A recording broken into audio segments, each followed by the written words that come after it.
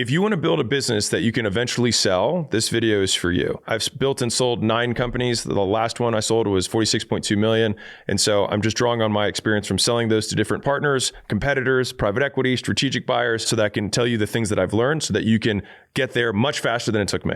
There was a guy who had rental events. So basically he started an event business where he'd basically have a venue that he would rent.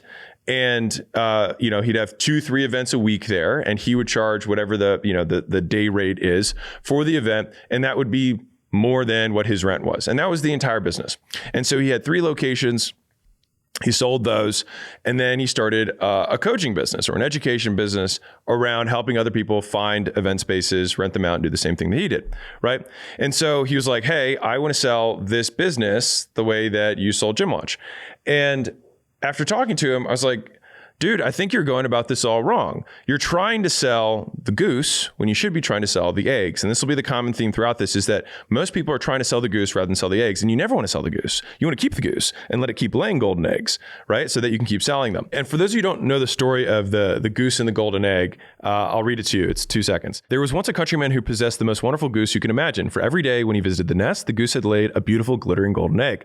The countryman took the eggs to the market and soon began to get rich. But it was not long before he grew impatient with the goose because she only gave him 1 egg a day. He was not getting rich fast enough.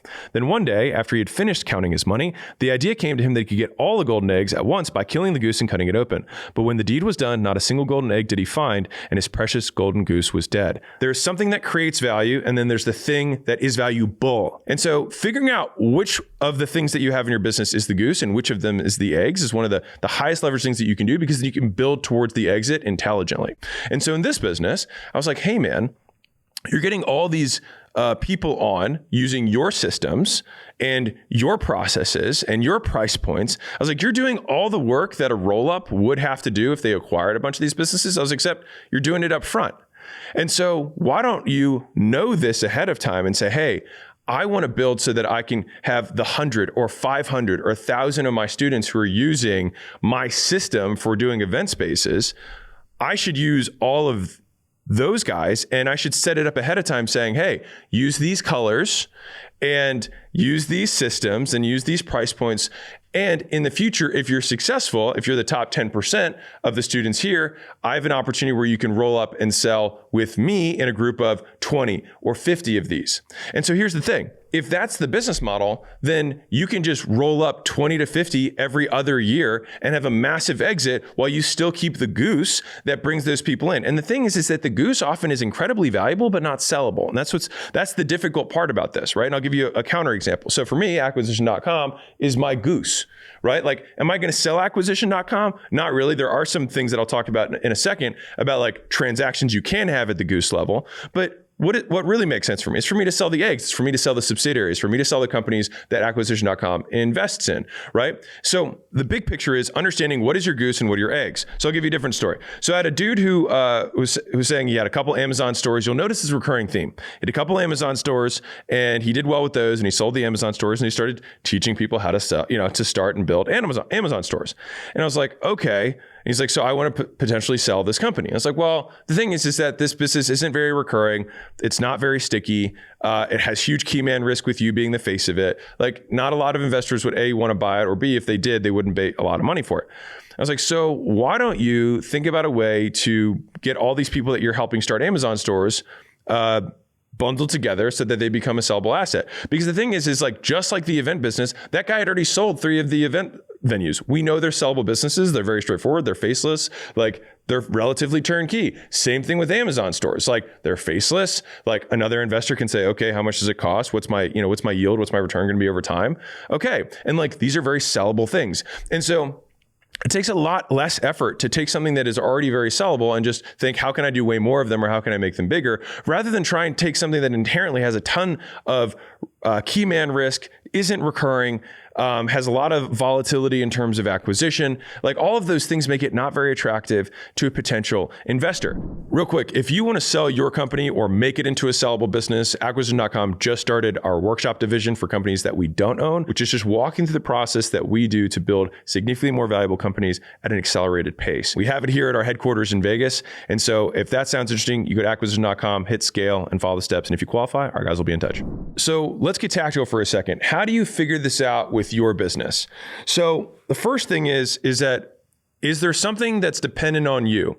If anything is dependent on you for the business, it's inherently going to be significantly less valuable. Number one. Number two, is there a component of your business or of your customers' businesses that's very sticky or recurring?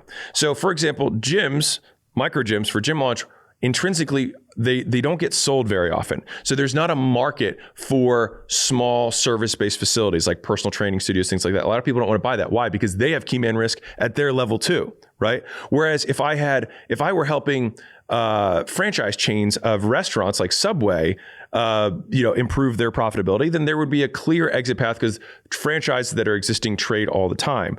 Same thing for accounting firms because they have high revenue retention. And so basically, if you look at all the different things that exist in your business, whether it looks at your customers, you look at different service lines that you offer within your business, and then the overarching business itself, one of those things should have some level of revenue that's sticky and that doesn't require a face. And there's a lot of other factors, but if I had to pick a couple, those would be two that would be really important that I'd be trying to pull apart to figure out what is the egg and what is the goose. And the easiest way to know if you're right about this is looking for M&A activity. So mergers and acquisitions activity for that type of business. So if you Google coaching business, M&A activity, one, it'll show you how much there is.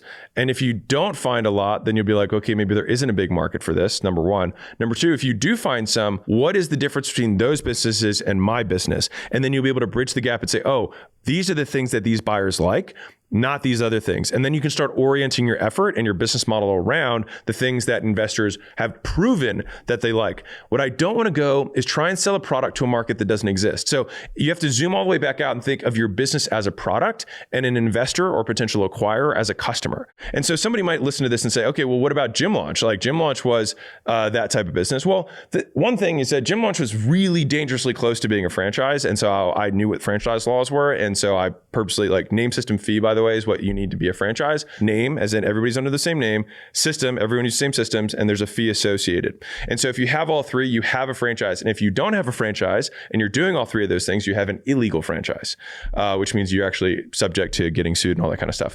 And so if you're in the business of helping people do a specific type of business, you either have to pick name and system with no fee, which most people don't do, right? But you could do that.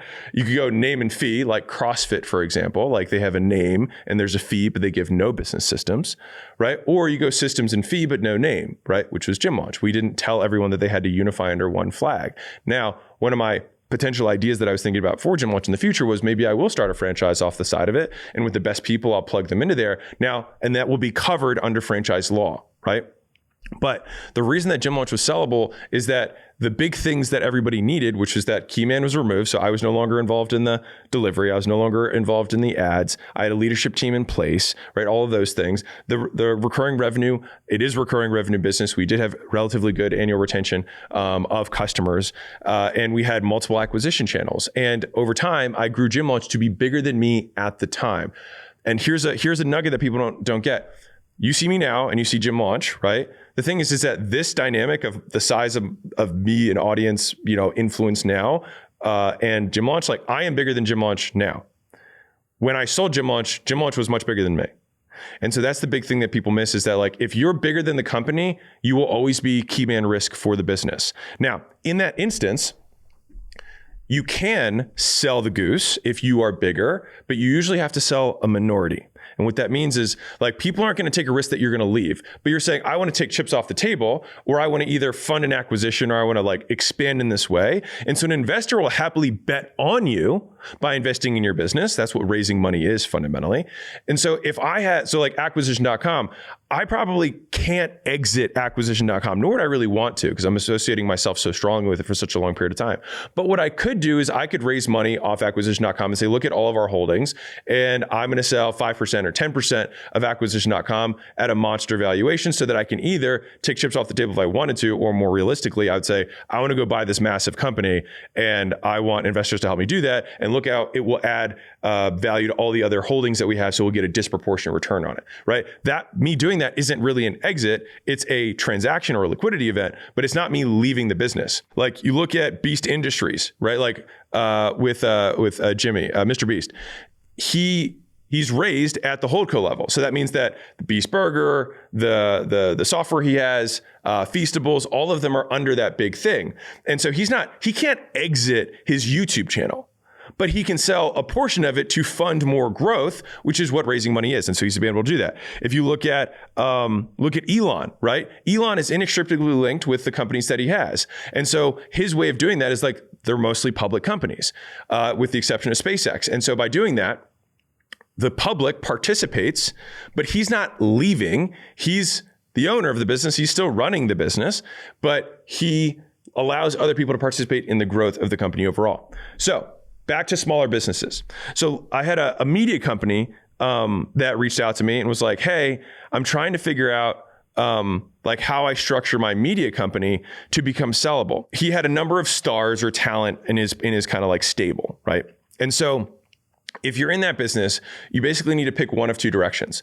So either you get all of the guys in the stable to support a product. So that'd be like, hey, this is our hair gel. This is our dip. This is our whatever, right? And ideally you want that consumable to be a recurring thing, something that, and when I say recurring, it doesn't have to be recurring, but it can also be reoccurring. Meaning, if I use hair gel, I might not want to have a subscription for it, but when I run out, I buy more of the same thing. Like I'm not a recurring subscription for Coca-Cola products, but I do buy Coca-Cola stuff on a reoccurring basis.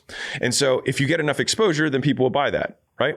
And so the idea here is that for him, he either has to have a product or he sells advertising space, and the impressions that he's able to consistently generate become the product, right? Like, so if you're a media company, it's one of those two things. You're either pushing all of those impressions that you're getting from your stable into one product you own, or you're saying, I'm going to let any advertisers come in as long as it makes sense for our brand or the brand of the talent to place ads on their, and I'm selling media space itself.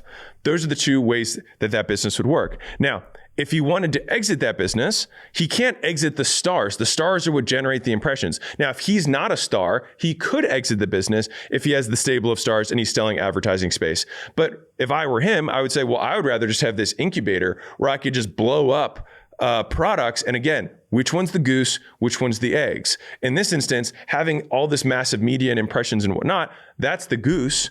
And then the eggs would be the products that we'd sell through that distribution. Now, using the strategy I was saying before, he could raise money by saying, I'm going to sell 10% so I can front all the capital for this massive launch. Because if you have a ton of impressions, this is one of the big issues that a lot of creators have, is that their impressions and their fame far surpass their wealth.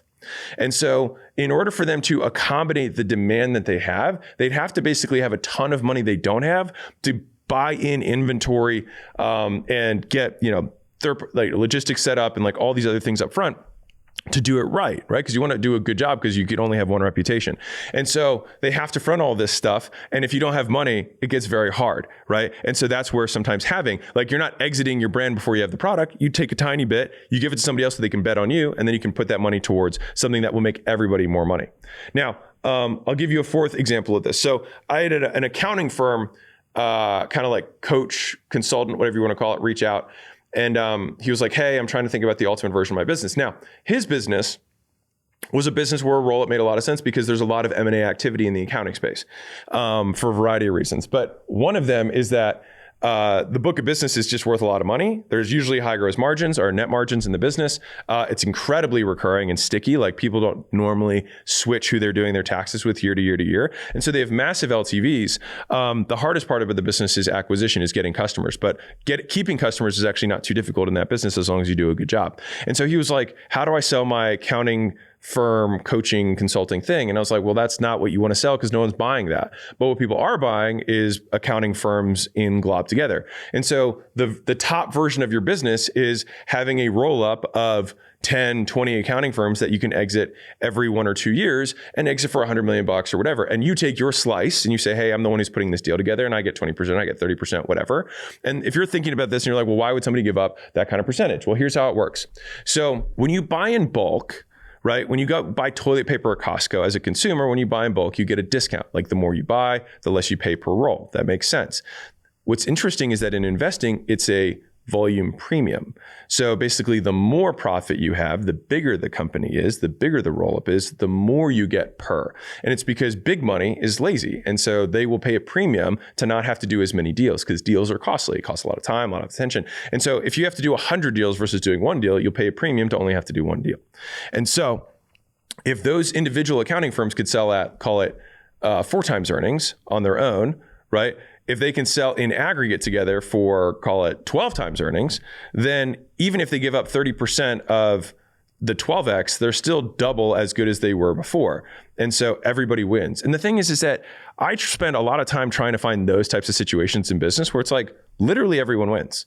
It's like if we work together rather than be competitive, if we can collaborate. And I'm telling you, all the guys that I know who make gobs and gobs and gobs of money, like it's so rare that you're actually competing against people. Like, I used to say this in the weight loss world. I was like, we're not competing against each other, guys. Like, because I had obviously a big community of gym owners and we had tons of gyms that are in the same market. And I was like, guys, we're competing against the couch. Like we're competing against Netflix. We're not competing, like we're competing against chocolate. Like we're not competing against each other, right? Like it's only like, I think it's like 11% of Americans like have a gym membership. It's still a tiny percent of people who go to the gym and that's have a membership, not even use their membership. And so, I mean, just look at how many fat people there are. Like, it's not like the problem doesn't exist, right? And so people get really obsessed about their competition rather than just thinking, okay, how can we collaborate and we can all get better? Because the thing is that the private equity buyer, the ultimate person at the top of this food chain who aggregates fragmented industries, those guys don't think like small business owners. They just think, oh, this is really fragmented. I'm going to roll all these together and make a much bigger thing. They don't care that you have some sort of animosity because they just remove both founders who have egos and say, cool, these two work well together and I can see some synergies in terms of cost and I can get more profit and own more of the market. They just don't think about it like that. And so all the richest guys I know are just like it's so funny because there's these blood feuds that exist between businesses that are local, but like the guys who you eventually sell to, if you succeed and do a good job with it, those guys don't care at all. And they just roll everything together anyways. And so we have this whole obsession about like competing, but like the reality is that if you collaborate, you end up making a lot more money. I'll tell you another quick example on this. So there was a dental association that we were looking really heavily into. So they had like 700 dentists that were in their association, and dentists have to buy like floss and toothbrushes and toothpaste and whatever other stuff they need, right? And so they spend like $20,000-$30,000 a year on kind of like consumable products that they have to use in their practice. And so what they did was they did a co-op in terms of group buying. So they said, hey, let's all come together rather than be competitive. Let's collaborate and let's buy together as one. And by doing that, they're able to negotiate a big discount in rates. And so the discount that those guys would save in buying together exceeded the cost of the annual membership, which, by the way, brilliant model.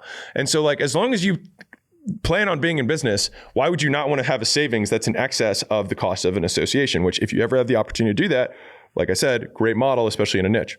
And so they did exactly what I'm talking about. Is that he took the top, 11 of the dentists, rolled them up, and they sold it for 120 million.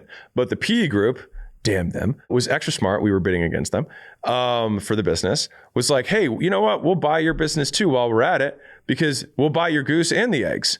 Because all they saw was, wait, you have 700 other dentists in here? Well, that's our egg pipeline for the next 5 years.